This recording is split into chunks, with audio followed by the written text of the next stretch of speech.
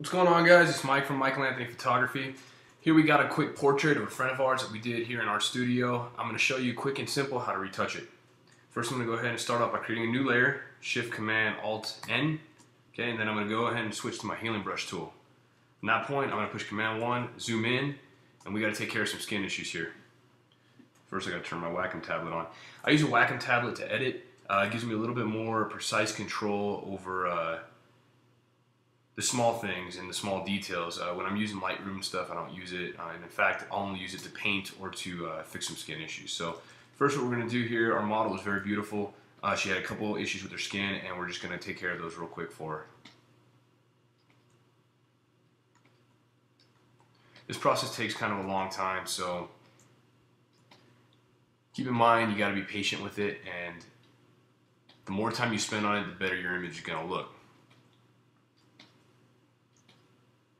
I use the healing brush tool. In order to get that, I push J, and I sample from a small area next to whatever the area is that I'm trying to correct.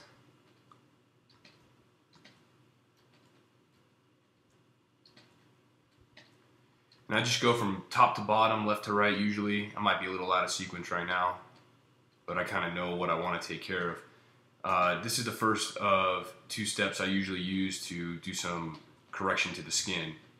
And I'll go ahead and show you the second step. It's going to blow your mind.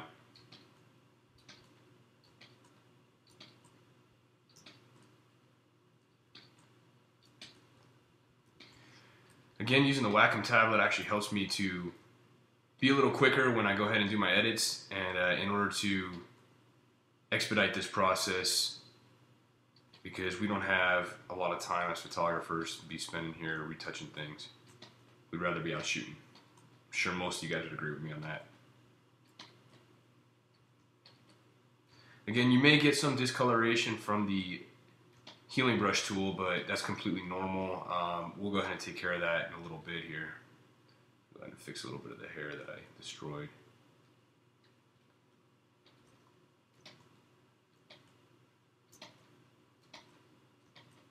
And again, if you're retouching for a high-end magazine, you're going to spend a lot more time doing this, and even if it's for something that your clients ordered a print or something, then I would recommend spending a lot of time doing this, just because you want to get the best results possible. High-end magazines, this is what they use to fix skin.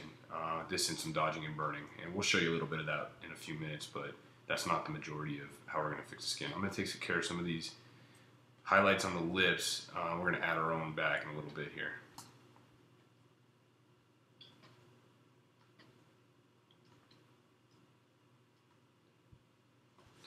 On these edges right here, I like to take the clone stamp tool, sample an edge, and just go back here, and that's if they have a pimple or something on the edge of their skin that we need to get rid of. I remember when I was first starting out, I could not figure out for the life of me how to fix something on the edge. Okay, so we did a basic retouch and got rid of some of her blemishes here. You can see the difference before and after. Now this is what I like to do in order to smooth out the skin, the gradation. Skin is about gradations. You have light and you have darks, and if the person doesn't have great skin or they didn't use a lot of makeup, our model here did not use any makeup. If the person did not use any makeup or they have bad skin or whatever the case may be, you're going to get a lot of gradations between lights and darks. There's a few techniques that you've probably seen on YouTube in order how to fix this. One of them is called frequency separation. It's one of my favorites. There's a tutorial out there on how to do this, and it takes a few steps. You basically use the apply image technique, and you apply a high pass filter to the skin. I have a simpler method. It's a piece of software that I use. It's called Imagenomic Portraiture. It's actually a plugin for Photoshop, and what that does, it simply takes care of that process for you. In my opinion, it gives you a little better results than doing it manually yourself. Okay, so what I'm going to do here is I'm going to go to Filter, Imagenomic Portraiture. I think it's like a $200 plugin. Oops, hang on a second. We got to make sure that we're selected on the layer. I'm going to actually create a new layer, a copy of our background. So we're selected on our background layer. Forget that. Actually, I'm going to go to our layer 1. I'm going to push Shift Command Alt E. That's going to create a stamp visible layer because I want all those healing brush techniques that we use to go ahead and show here. So I'm going to go here to Filter, Imagenomic Portraiture. And you can already see the difference right here, okay? Before, after, okay? What I'm basically going to do here is I like to bring my settings down, the fine and the medium details, and I like to bring my large setting up, okay? I keep it sharp. I add a little contrast because what frequency separation does is it blurs a difference between highlights and shadows. So I put a little bit of contrast back in there, and it goes ahead and adds a little bit of dynamic range, I guess you could call it, a little bit of contrast to the skin. Again, I like to keep my sharpness up. In this case, I'm going to add a little bit of softness too to smooth out some of these gradations. Now, important here, this will detect the skin tones in your picture automatically. As with most things that are automated nowadays, it doesn't do a great job of that. So what I'm going to go ahead and do is I'm going to hit the plus eyedropper here, and I'm going to go ahead and touch some of the skin tones, especially where I have some problems. You can see it applies the mask right here. Okay, and it didn't apply the effect to my eyes, but I still see a little blurring in my eyes, so I'm going to go ahead and pull that softness down a little bit. I'm going to add a little bit of brightness to the skin too. And I'm going to add a little more contrast. Then when I'm done, I'm going to go ahead and push OK. See our model here. You can kind of see the difference right away. I mean, we've come a long way with her already. If you go back to our original picture here, and then come back down, you can see the differences. Quick and easy skin retouching. Again, guys, there's better ways to do it if you have a lot of time. But as wedding photographers, we need to get from one image to the next. So this is the technique that we use. If I were spending a little more time on this image, I would have spent more time in the original phase and gotten rid of some more of these little indentations here and a little bit of the more gradations to begin with. So that's why those are still visible right there, but we're not going to take care of those. Next, I'm going to show you a real quick method for adding a little bit of contrast back into the skin, a little dodge and burn method. First, I'm going to go ahead here and create a new layer, and I'm going to name that Dodge. I'm going to change this to soft light.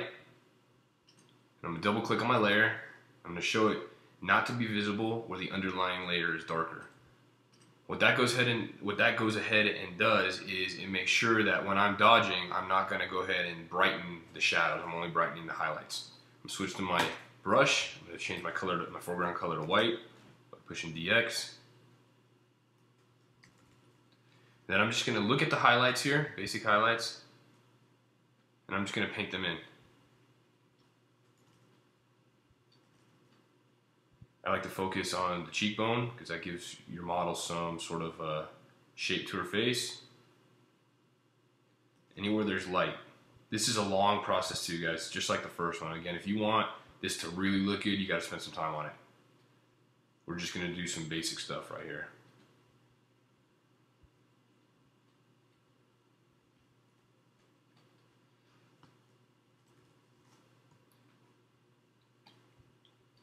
This technique works on the eyes.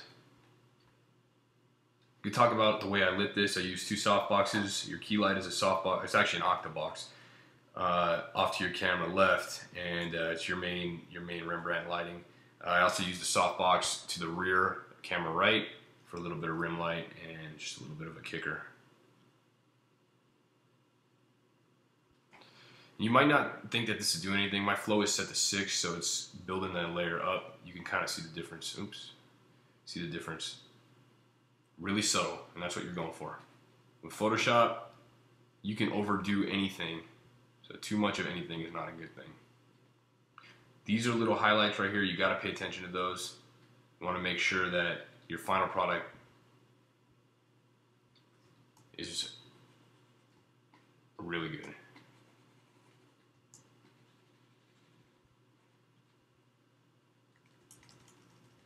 I use the bracket keys to change my brush size, and I do it quite often. My Wacom tablet's got a wheel that'll do it as well. I'll be using Intuos 4 medium. I wish I got the small though, so if you guys haven't bought one yet, make sure that you buy the small.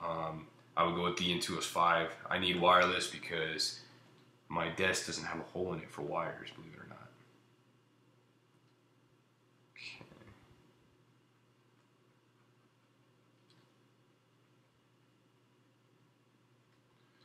Okay, so again, these are basic retouches. She's got nice highlights in her hair, and I want to emphasize that, so I'm going to use these same techniques right here.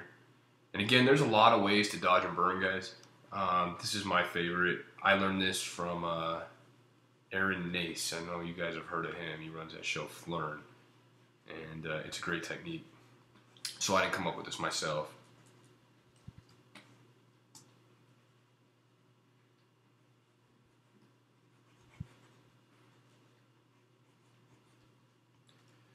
Kind of takes the difficulty out of dodging and burning by making sure that you're not applying this effect to the shadows. You can go over the shadows and it's not really going to brighten them. It's only going to brighten the highlights that are in the shadows. Some people might ask, why don't you just fill the entire layer with white? And the reason I don't do that is because then you lose all your control. It's a quick way to do that if you don't have a lot of time. You can see the differences right there. It's not complete, so we got to do the shadows as well. So we're going to create another new layer. And you can make an action for this too, guys. We change that to soft light, double click on the layer. This time we're going to show it, we're going to tell it not to show where the underlying layer is brighter, okay? People do not have black in their skin, guys, okay? So what you're going to do, the best way that I found actually to do this is I'm going to go ahead and use my eyedropper tool and I'm going to sample a dark area somewhere in this picture, okay? Right there maybe. It's not full black. It looks dark, but it's not black, okay? Another way to do it is if you don't have a lot of dark areas in your picture, you could sample the darkest area you can, double click it, switch to brightness right here, and then just go ahead and pull this little slider down right here. So now we're going to do the exact same thing. Burning for me is a little bit quicker of a process, but you got to be careful with it, especially when you're working with things like the nose, guys. The nose will can change the entire look of your model. And a lot of times with dodging and burning, it can make it worse. So just be careful with that. I like to add a little shape to my model's cheeks. By the way, guys, I did not take this image. This is my fiance, Jennifer. She's part of our studio. She actually took this image. This is her friend, so credits to her for a great image. Same thing that we did before. I'm going to go ahead and do it again, the eyes.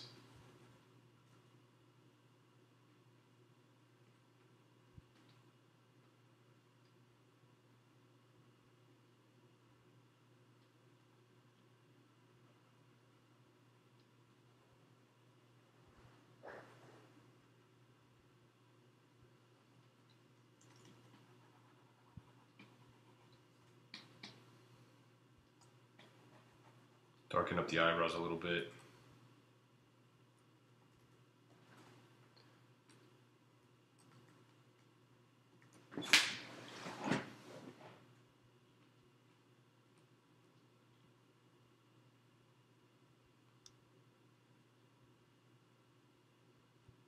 Hang on a second, where did my layer go? I think it's down here. I moved it by accident.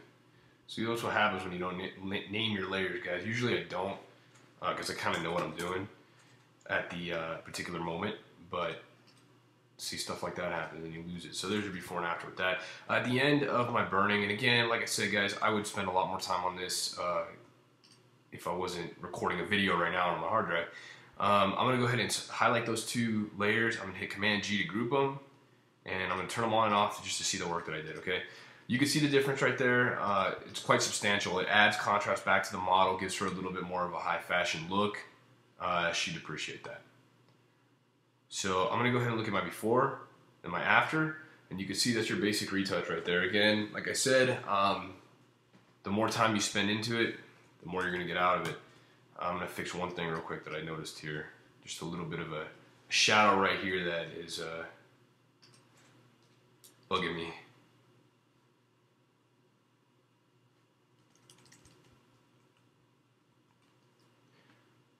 I just went back to my burn tool and I'm just correct my dodge layer, and I'm just going ahead and dodge that layer a little bit.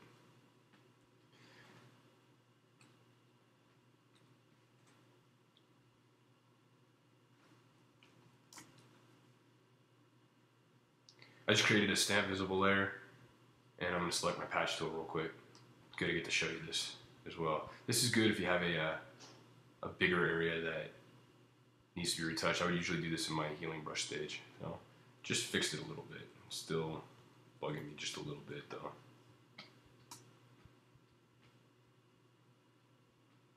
Okay, there we go.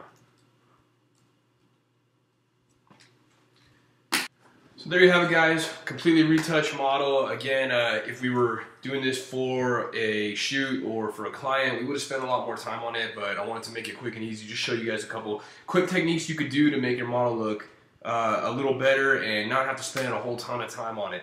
Again, I'm Michael Anthony from Michael Anthony Photography. It's michaelanthonyphotography.com. Have a great day, and I'll catch you guys in the next tutorial.